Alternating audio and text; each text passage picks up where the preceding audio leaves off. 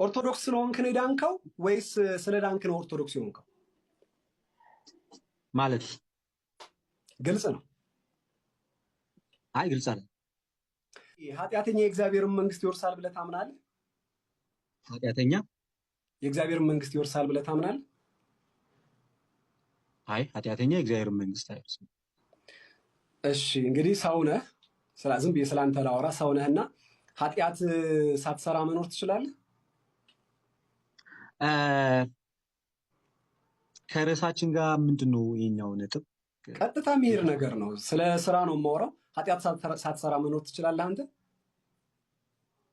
ምን ይላል የዮሐንስ መልእክት? እንደዚህ አይነት ጥያቄ የምጠይቀኝ ከሆነ ዮሐንስ መልእክት ምዕራፍ 1 ከቁጥር 10 ጀምሮ ኃጢአትን አላደርግም ብንል በእኔ ውስጥ እውነት የለም፣ ክርስቶስንም ውሸተኛ አደርገዋለሁ ይልና በኃጢአታችሁ ግን ብትናዘዙ ይቅር ሊላችሁ ከአመፃ ሙሉ ሊያነጻችሁ የታመነ ነው።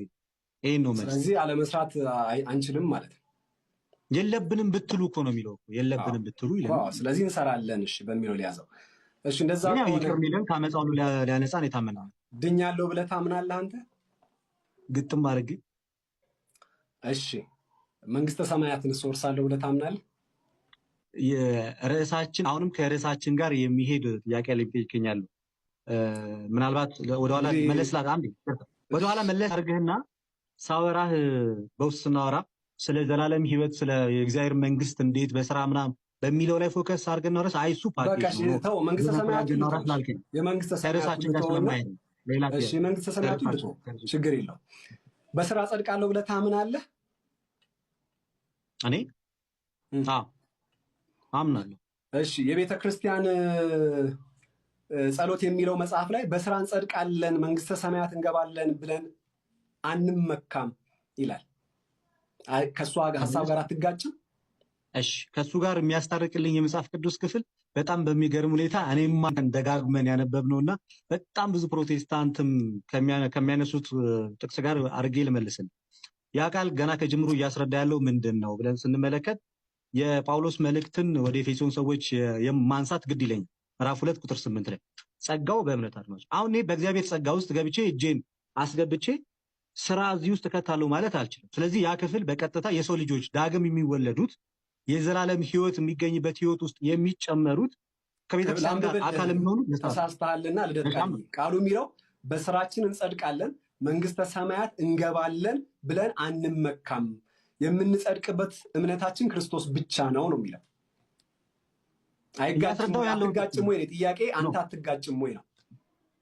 እንዴት እንደማይጋጭ ላስረዳ። ምክንያቱም ቅድም ሳነሳለህ የቤተ ክርስቲያኒቷ ኦፊሴላዊ የሆነ መረጃ ወይም ደግሞ ይሄ የእምነቷን ለሌላ ዓለም ባስተዋወቀችበት ላይ ሰው በእምነት ብቻ ሳይሆን በስራም እንዲጸድቅ ብላ ያስቀመጠችው ቅድም መነሻ ላይ ያነሳሁት ነጥብ አለና ይህንን ክፍል እውነት ነው። አሁን ካየህ ብዙ ቦታ ቅዱስ ጳውሎስ በጣም በርካታ ቦታዎች ላይ ለምሳሌ ዓለምን የሚያሸንፈው እምነታችን ነው፣ የሰው ልጆች የዘላለም ህይወትን የሚያገኙት ብሎ በዮሐንስ ወንጌል ምዕራፍ 3 ከቁጥር 16 ላይ የሚያምኑት የዘላለም ህይወት እንዲኖራቸው በእምነት በኩል የዘላለም ህይወት እንዲኖራቸው ብሎ ያነሳል። እሺ ሐሳቤን አልተረዳሁም። በቃ ወደ መልስ ነው እያወራሁ ያለሁት።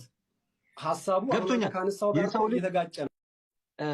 ቅድም ምን ብያለሁ መሰል አይደለም? ይሄ እጅ ላይ ያዝከው መጽሐፍ ይቅርና ከዚህ መጽሐፍ ከመጽሐፉ በፊት የነበረው የቅዱስ ጳውሎስ መልእክት በኢኒሻል ድህነት ላይ ወይም የዘላለም ህይወት ተገለጠ የሚባለውን ያንን የእግዚአብሔርን ልጅ ከእርሱ ጋር አካል ለመሆን እንግዲህ ዞሮ ዞሮ የሚሰጠው የዘላለም ህይወት ኢየሱስ ክርስቶስ ነው አይደል? የዘላለም ህይወት የሚሰጠው ኢየሱስ ክርስቶስ ነው እኮ። ልመልስልህ ነው እኮ። እሺ የዘላለም ህይወት የሚሰጠው ዞሮ ዞሮ ኢየሱስ ነው። ያንን የዘላለም ህይወት የማገኘው ኦፍ ኮርስ በስራ አይደለም። ምክንያቱም መንግስቱን ርስቱንም የሚሰጠኝ እሱ ነው። በእምነት በኩል ወደዛ ገባ። በእምነት ነው የምታገኘው። በእምነት በኩል በእምነት ብቻ አይደለም ያልኩት፣ በእምነት በኩል ያንን የጸጋውን ድህነት አገኛለሁ። ከነ ጭራሹ በስራ አይደለም እኮ እያለህ እኮ ነው። በስራ እንዳልሆነ እኮ ማለት ነው። ኖ አይ በስራ እንዳልሆነ ኢቭን መንግስተ ሰማያት ነው የሚለው ባይዘው ክፍሉ እጅ ላይ መንግስተ ሰማያትን ጭምር በስራ አንገባም ነው እያለህ ያለው አይደለም። እሱ እጅ ላይ ከያዝከው መጽሐፍ የበለጠ መጽሐፍ ቅዱሱ በራሱ ይሄን ትምህርት ላይ አስረግጦ ማንም እንዳይመካ እያለ በግልጽ ቅዱስ ጳውሎስ ብዙ ቦታ ላይ ይናገራል። ስለዚህ በእምነት ነው ማለት ነው ምንገቡ አይደለም። ቅዱስ ጳውሎስ በእምነት እያለ የሚያነሳው ወይም ይሄ መጽሐፍ በእምነት እያለ እቺን ጥያቄ ጠይቀው። ቆይ ሌላ ይሄን መጽሐፍ ቅድም አንብበህልን ነበረ እጄ ላይ እንዳጋጣሚ ስላለ እግዚአብሔር ይመስገን። ገጽ 64 ላይ እንደዚህ ይላል። አንተ ያነበብከውን ላንብበው። ህንፃ ያለ መሰረት ሊቆምና ሊታይ እንደማይችል ክርስቲያን ያለ ምግባር ክርስቲያን መሆን አይችልም ይላል። ይሄ አረፍተ ነገር ከራሱ ጋር ይጣረሳል። እንግዲህ እሺ ከፍ ብዬ ላንብበው ሰዓቴን ካልወሰደብኝ። ታላቁ የቤተክርስቲያን አባት ቅዱስ ዮሐንስ አፈወርቅ እንደገለጠው እምነት መሰረት ናት። ይኸው እምነት መሰረት ናት ይላል። ስለዚህ መሰረቱ ማን ነው? እምነት ነው ይላል። ሌሎች ግን ህፃናት ምንድነው? ህንፃና ግንብ ናቸው። ይኸው አባት ይህን ሲያብራራ እንዲህ ይላል። መሰረት ህንፃውን ሁሉ እንደሚሸከም እምነትም ምግባራትን ሁሉ ትይዛለች ማለት ምግባር ታሰራለች ይልና ህንፃ ያለ መሰረት ሊቆምና ሊታይ እንደማይችል ክርስቲያንም ያለ ምግባር ክርስቲያን መሆን አይችልም ይላል። ምን እንደተጣረሰ ገብቶሃል? እዚህ ክፍል ላይ ጥያቄን በቀጥታ ነገርኝና ለመለስ እኮ እዚህ ክፍል ላይ ምግባርን መሰረት አድርጎታል። ይሄ ራሱ መጽሐፍ ተሳስቷል። መሰረት አድርጎ የተናገረ ያለው መሰረት አለ፣ ከታች ደግሞ መሰረት አለ። ዳንኤል ሲነሳ ቆይ ኖ ህንፃ ምግባር እሱ ጋርና ሊታይ እንደማይችል ይልና ምግባርም እንደዛው እንደሆነ ይናገራል። ስለዚህ ምግባርን መሰረት አድርጎ ከዛ ይህም አባት ይህን ሲያብራራ እንዲህ ይላል። መሰረት ህንፃውን ሁሉ እንደሚሸከም ስለዚህ መሰረት ህንፃውን የሚሸከም እምነት ወደ ላይ ወጣ። እኔ ታች ነኝ፣ አንተ ላይ ነህ። ሌላ ጥያቄ እየሄድኩልህ ነበረ። በነገራችን ሌላ አይ በቃ እየመለስክልኝ አይደል? ሌላ ጥያቄ ልጠይቅህ። እድሉን ሳትሰጠኝ እየመለስክልኝ አይደለም? ስማኝ ሲል ኦርቶዶክስ ስለሆንክ ነው የዳንከው ወይስ ስለ ዳንክ ነው ኦርቶዶክስ ይሆን? ኦኬ በጣም አንደኛ እንደ እያወራን ያለ ነው በእምነት ብቻ ምናምን ስለሚለው ነው እንጂ ኦርቶዶክስ ስለሆንክ ነው የዳንከው ወይስ ኦርቶዶክስ ፕሮቴስታንት ስለሆንክ ነው ያልዳንከው? ኦርቶዶክስ ስለሆንክ ነው የሚል አይነት ነገር አለ። እምነት የዘላለም ህይወትን ያሰጣል አያሰጥም፣ በእምነት ብቻ ምናምን የሚል ነው ታይትላችን። ምን እንደሚያገናኘው ጥያቄ ለመቀየር ከርዕሳችን ምን እንደሚያገናኘው ስለ ዳንክ ነው መልካም ስራ የምትሰራው ወይስ መልካም ስራ ስለምትሰራ ነው የምትድነው? ስለ ዳንኩኝ ነው የምሰራው። እሺ ከትላንት ኃጢአትህ የምትጸድቀው በእምነት ነው በስራ? ወይ ቅድምማ የመለስኩልኝ የምታነሳልኝ ጥያቄዎች በነገራችን በጣም ዊክ ናቸው። አም ሶሪ ግን ቅድም ከሆነ የምትችለው አይመስለኝም። በነገራችን ላይ የሰው ልጆች የኃጢያን ይቅርታ እንዴት ያገኛሉ? እስቲል ይሄም በነገራችን ላይ ከርዕሳችን ጋር ከትላንት ኃጢአትህ የምትጸድቀው በእምነት ነው በስራ? ገብቶኛል ሀኒልዬ ገብቶኛል።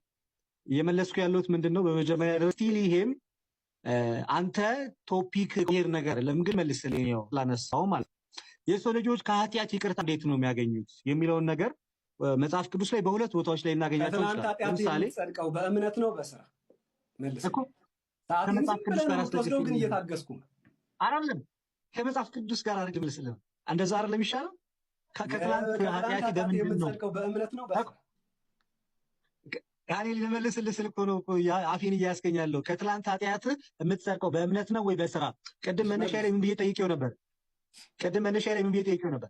ድኜ በድህነት በመፈጸም ባለውት ጊዜ ውስጥ ነው ወይንስ ገና እንደ አዲስ ለመዳን ስመጣ ነው ስለው ድነህ ነው አለ። ድኜ ከሆነ የእምነታችን መሰረት የሆነው ጌታችን ኢየሱስ ክርስቶስ ከእርሱ የተማረው ሐዋርያ ቅድም አንስቼዋለሁ። ሰዎች ምንጊዜም የጌታ የምህረት በር ክፍት ነው። በንስሐ የኃጢአት ይቅርታ በደሙ በኩል የኢየሱስ ክርስቶስ ደም ዛሬም ትኩስ ስለሆነ የኃጢአት ይቅርታ በደሙ በኩል ማግኘት ይቻላል። ይሄ ነው መልስ። ከትላንት ኃጢአት የምትጸድቀው በእምነት ነው በስራ? አሁን ይህንን ሰመራይዝ አድርገው በስራ ወይም በእምነት ነው? ከሁለቱ የትኛው? ደግሜ ልበላ።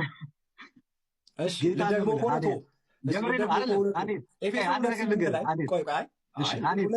አምስት ደቂቃ ወሰድክብኝ ለዚህ ብቻ።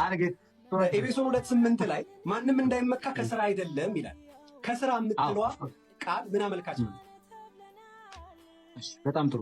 እንግዲህ እቺ ቃል ስለ ጸጋ ወይም ደግሞ ጸጋ ንጹህ የእግዚአብሔር ስጦታ የማንም እጅ የሌለበት የልጁ የኢየሱስ ክርስቶስ ስራ መሆኑን ለማመልከት ማንም ሰው ጌታችን ኢየሱስ ክርስቶስ ላይ ስለ ሰው ልጆች ብሎ እጆቹን ዘርግቶ ቤዛነት የከፈለውን ወይም ለኃጢአታችን ይቅርታ ያፈሰሰውን ደም ማንም በምንም አይነት መንገድ ሊተካው አይችልም። ከዚህ በፊትም ያንን ማድረግ ስለማይችሉ ነው እግዚአብሔር ልጅ የተገኘው። ምን ነው የምታመለክተው? ኧረ ልደት አትሽከርከር እኮ የመለስኩልህ እኮ ነው ሀኒልዬ። ኦኬ ምናልባት እሺ ስራ የምትለዋ ቃል አንደኛ የሰው ልጆች ጌታችን ኢየሱስ ክርስቶስ ሊያድን የሚችለውን መዳን በምንም በጾምም ይሁን በስግደትም ይሁን በምንም አይነት ለሙሴ በተሰጠው 600 ሕግም ይሁን በየትኛው ነገር ሊያመጡት አይችሉም። ማንም ከዛ ነገር በምንድን ነው የሚያመጡት? በእምነት በኩል ነው የሚያመጡት። ቴንክ ዩ። አንድ ደቂቃ ይህንን ተናግረዋል እየቀረኝ ማለት